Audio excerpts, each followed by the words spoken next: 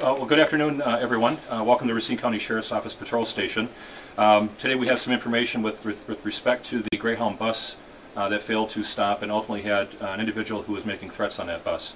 Last night at 9:45 p.m.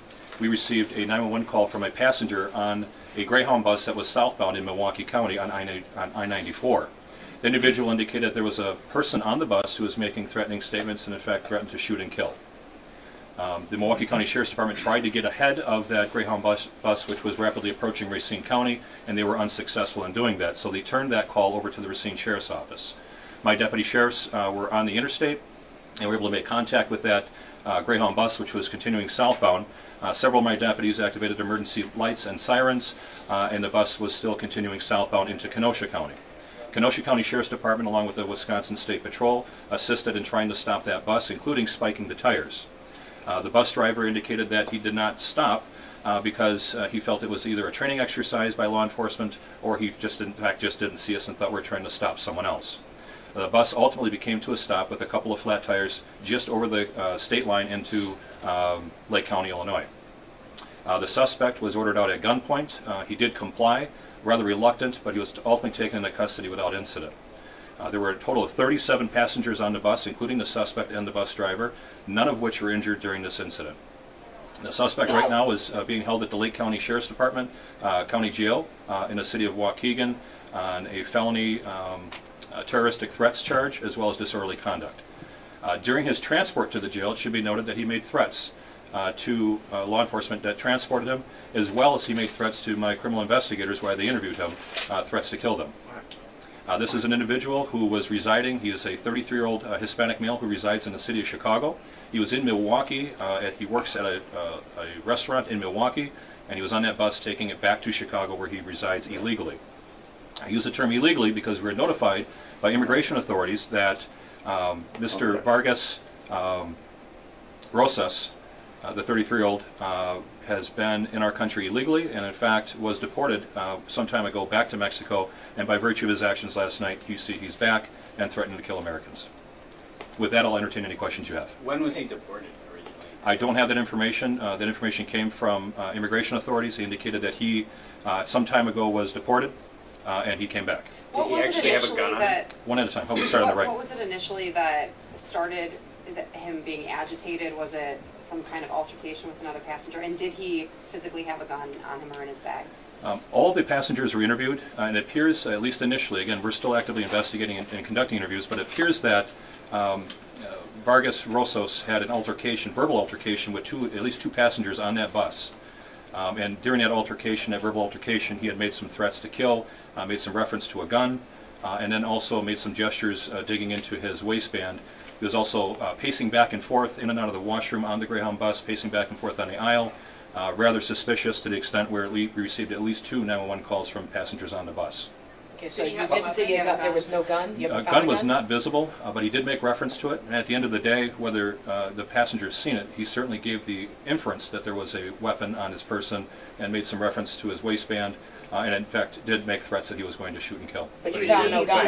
At this point, we have not located a weapon. Every passenger was searched. The suspect did not have a weapon on him. However, as you know, Greyhound buses are rather large. We did seize the bus, and we have applied for a search warrant. We're going to be actively searching that bus. There's a lot of areas you can hide a weapon on that bus, as you can imagine. But again, I really want to underscore that the importance that he had made reference that he had a weapon, and that it was believed by, at least the perceptions by, two individuals on that bus that he had a weapon on him and that he had threatened to use it. Can you spell his last name? It's Margarito Vargas Rosas, and we already handed out a piece of paper that has his name and information on it. We'll get you one before the end of the time. When do you hope to have him back here in Racine County? Well, as you know, we have to go through the legal process, extradition, so we'll petition with our district attorney and extradite him back to the state of Wisconsin, more specifically to our county jail. Did he explain why he was making these threats against Americans?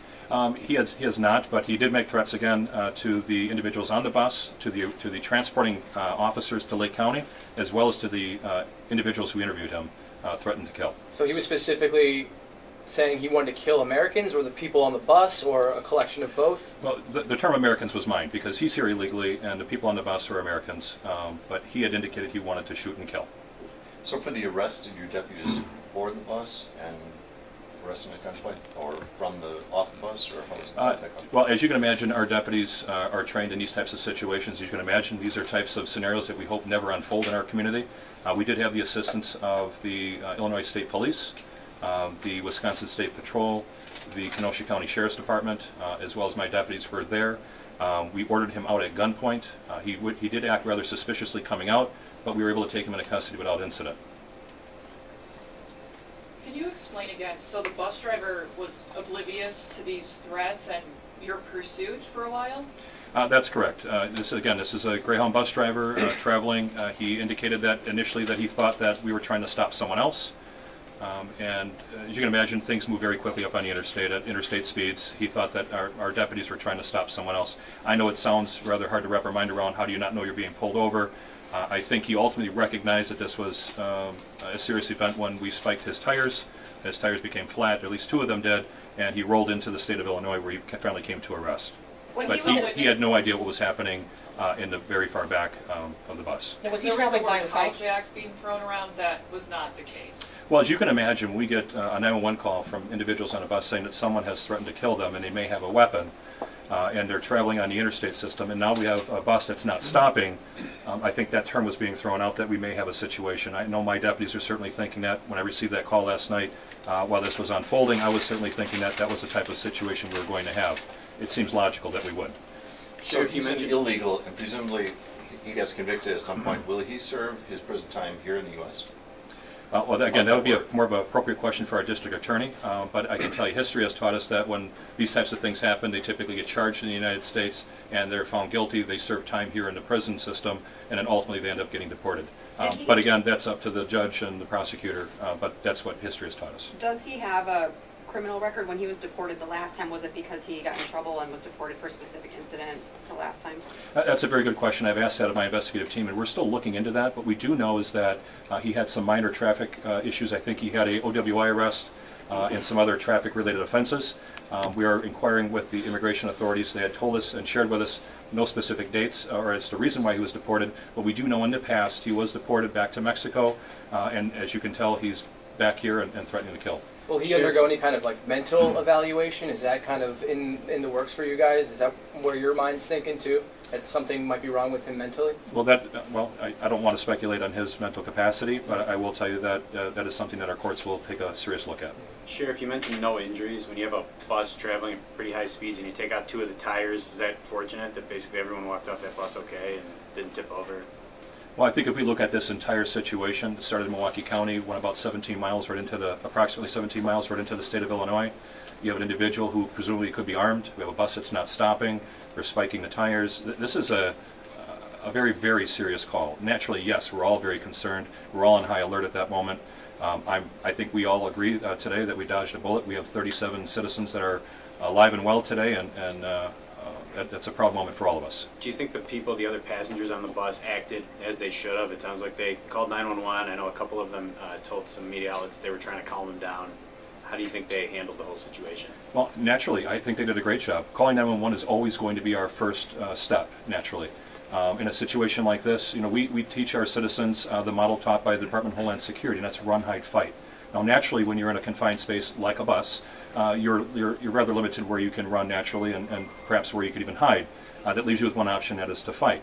In this situation, the suspect was somewhat calm on the bus, and I think it would be advisable for our citizens, should they find themselves, heaven forbid, in a situation like this, we would ask them to try to remain calm, not to agitate the situation and increase the potential for violence. However, at the end of the day, if something like this turned violent, and your options are limited, I would refuse to tell someone to sit there and become the next victim. You need to fight, and fight as if your life depended upon it. So no one tried to subdue him or anything on the bus? No, but they did call 911, and he was acting somewhat irrational, but yet calm enough where no one wanted to agitate him, so this thing that was unfolding was going to get even worse. Did he ever threaten the bus driver directly and tell him to keep driving? No, he didn't. In fact, that's what I think we were all originally thinking, at least my deputies that were behind him, that this is probably a situation where it's being hijacked, and he's telling them that, but that never occurred. In fact, the bus driver had no idea this was happening.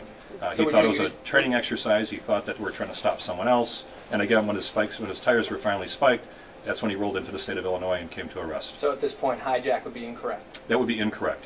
Was he kind of in the rear of the bus? You mentioned like the bathroom that's usually in the back. Is that why the bus driver didn't really hear what was going on? I'm not certain how the distance where the suspect was and where this verbal altercation took place with at least a couple of the passengers, but he was in and out of the washroom. He was pacing back and forth in the aisle, acting very suspiciously, digging into his waistband, causing people, and his comments that he had made about shooting and killing was concerning. As you can imagine, that's why they called him one. As far as the bus driver's attention, I'd like to think it's going to be on the road for the most part, and thankfully it was, but I would have been much more happier if he would have pulled over and stopped as soon as he's seen us, but I understand what he was thinking at the time. I don't necessarily agree with it, but it is what it is. Those are the cards we're dealt. Did any of the passengers say anything to the bus driver at all? Did he indicate that, so he's completely oblivious to anything going on in the bus at this moment? He is oblivious to everything that's going on. I don't believe anyone mentioned that to him, but I can tell you that everyone was interviewed, and we're still compiling 36 passengers' stories and what they had to say. Some were actually asleep and didn't hear anything.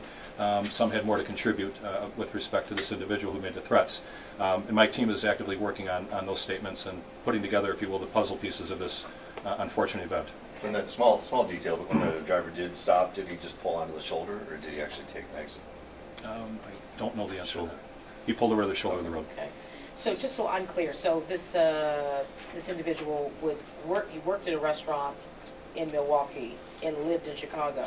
So how would he be up here for? Would he be up in Milwaukee for a week or something and go home for the weekends? How do we know what that? I don't know his exact schedule. How long he stayed in Milwaukee, the length of time. My investigative team has interviewed him. Again, he did threaten the investigators who interviewed him. I'm not sure how much information they have of him at this moment in terms of why he was in Milwaukee, how long he was working in Milwaukee, his personal schedule, if you will. I don't have the answer for that, unfortunately. Those threats to investigators and law enforcement officers, will they result in additional charges? Or? Well, that is something, again, at this hour, we're working very closely, as you can imagine, with our district attorney with respect to what he has said and his actions taken. And again, we're still looking at the bus. We're searching that bus for possible weapons. There's a lot of work, ladies and gentlemen, need to be done at this hour. I wanted to give the community a bit of a briefing so you understand that I'm happy to report we don't have any injuries. And again, this is a situation that could have really went a different direction when we think about what's happening around our country right now and mass killings and shootings. We dodged a bullet. We really did, in my view. I'm very proud of my team. I'm proud of the assistance we received from Kenosha Sheriff's Departments, Wisconsin State Patrol, Illinois State Police. We all collectively came together and worked together. We had a peaceful resolve, so I'm very proud of that. But in the days and weeks to come, we have to look at extradition. We have to piece together this case. We have to work closely with our district attorney. And hopefully at the end of the day that this individual is held accountable for his actions and ultimately brought to justice. Okay. Sheriff, do you know how many people on the bus called 911, and will your office be releasing any of those 911 calls? It's my understanding we had at least 2 calls, but again, it's just speculating at this point. Down the road, we will be releasing that information, but not right now. Again, it's still actively under investigation, as you can imagine. Can you make sure we have these charges right? What exactly has this individual been charged with? Right now, he's being held at the Lake County Sheriff's Department, Waukegan, Illinois, on terroristic threats and disorderly conduct. Terroristic threats, as that handout I provided you, is a felony, and disorderly conduct. Those are the 2 charges right now. But as our team continues to put together the pieces of what he has said, what the passengers have told us, and we get our reports together, and we have a chance to sit down with our district attorney, there may be additional charges. Sheriff, do you know what class felony that is? I'm sorry, go ahead. Disorderly, because that can be charged either as a misdemeanor or as felony. Again, that's up to the district attorney, but I can tell you that terroristic threats is a felony. Okay. So he's being held on 1 felony charge right now and a misdemeanor count of disorderly conduct. However, once he makes his, he's extradited back to the state of Wisconsin, and our district attorney has a chance to review all the reports, and once they're all compiled, they can make decisions. She can make decisions on what she would like to do with this individual. Do you happen to know which class felony that is? It is in your handout. I think it's okay. a Class C, I believe. Sure. Do you know this started in Milwaukee County and ended in Illinois, but you're the lead agency? Yes, it started in Milwaukee County. Very good point. The 911 call was originally received in Milwaukee County. So Milwaukee County Dispatch received the first initial 911 call. They were not able to initiate a traffic stop. They never even got behind the Greyhound bus just because of the timing. Again, travel at interstate speeds. We can relate to that as a sheriff's office, responding to calls up on the interstate. Sometimes it passes right through our county without us being able to get in front of it. Unfortunately, Milwaukee Sheriff's Department, despite their best efforts, they were not able to get behind this vehicle, or excuse me, this Greyhound bus. My deputies were in a better spot, in a better position to take on that lead role and made that first contact. So once we went into the Kenosha County and ultimately the state of Illinois, other agencies now become an assistant to us. So they turned that over to us, but their assistance was graciously appreciated. They did such a great job for us, and we're at the point today, I believe, that a peaceful resolve was in place because of the great cooperation we have with our partners in law enforcement. Do you know which restaurant he worked at in Milwaukee? I don't, I'm sorry. And have you contacted ICE? They, immigration contacted us, and that was the information already provided. Okay. I'm certain in the days to come, I'm certain we're going to have more conversations with them, but this is just the information I have right now to share with the community. So. Let's get name and proper spelling. Okay, again, it's on your... I don't have, your I name. don't, okay, your it's name. Margarito? No, No, your sir. name. Oh, I'm sorry. Sorry. I'm Sorry. not familiar with you. No, I'm sorry. It's Christopher Schmaling, S-C-H-M-A-L-I-N-G. I'm the sheriff in Racine County. And I know we'll see what's on this, but what's on the disc? The reports? The photograph of the suspect. A digital photograph of the suspect, as well as the charges and some related information.